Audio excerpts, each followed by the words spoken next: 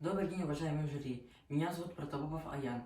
Я ученик 7 класса Бердичевской улусной гимназии, и тема моего доклада – изучение устройства фундамента частного дома, структуры грунта.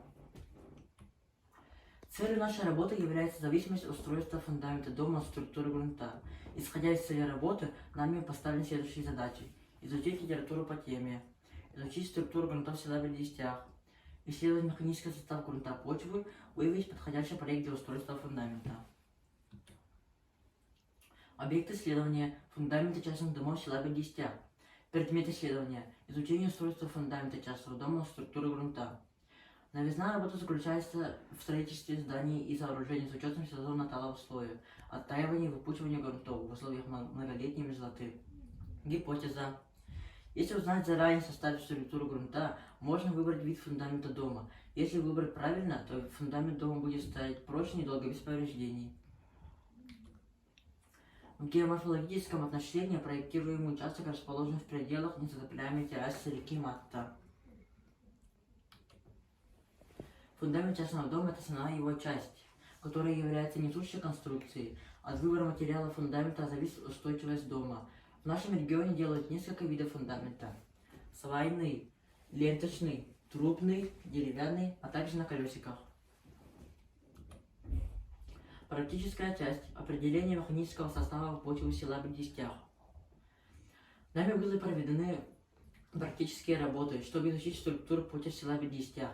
Мы провели исследования по микрорайонам села, собрали почву из каждого микрорайона и в домашних условиях сделали практическую работу. Для проведения механического анализа территории села Бердичевах разбили на участки и провели отбор проб.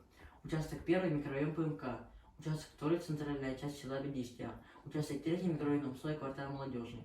Оборудование, пробы почвы и вода в склянках. Ход работы. В ходе исследования нами было отобрано 250 грамм почвы из разных участков, 1 и 2. Затем мы слегка уложили комочек почвы, размешали до тестообразного состояния и скатили в шнур, который затем сгибали в кольцо. Потому как скатывалась почва и сгибали в кольцо, мы определяли ее механический состав. Результат вы видите в таблице. Определение влагоемкости и водопроницаемости. Под влагоемкостью понимается способность почвы вмещать и удерживать то или иное количество воды. Чем больше влагоемкости, меньше частицы почвы. Максимальной влагоемкостью обладают каленистые почвы. Благодаря учению мне белом мы можем изучить влагоемкость почв. Для проведения данного опыта нам надо было изготовить прибор. Вместо консервной банки мы взяли банку и отобрали цилиндрический образец почвы. Почву взяли двух образцов – структурную и многоструктурную. Далее мы налили примерно 100 мл воды в широкий сосуд и поместили в него отобранные образцы в отдельности. Для получения правильного результата необходимо было отметить время, за которое вода полностью впитается в почву. Результат вы видите в таблице. Изучение кладов частных домов села Бердичевах. Большую часть кладов занимают деревянные. Эксперимент прочность бетонных фундаментов. Ленточный фундамент считается одним из самых надежных и подходит для большинства грунтов.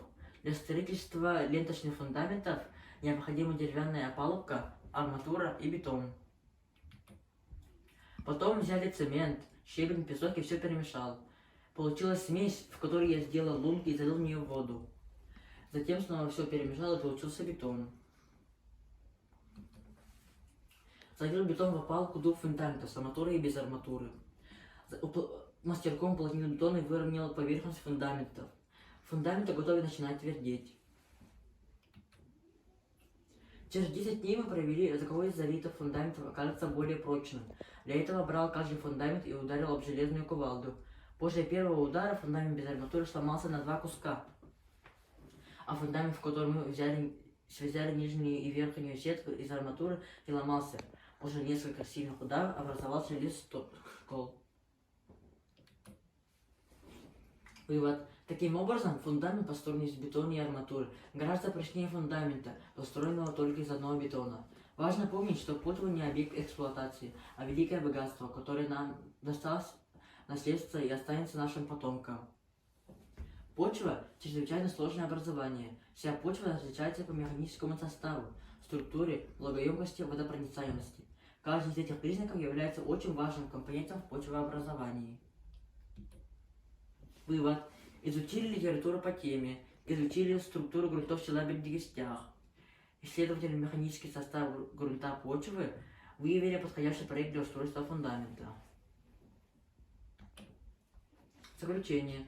Правильно выбрать и построить фундамент оптимально под определенный тип и размер дома значит обеспечить зданию твердую опору, которая прослужит в течение нескольких десятилетий.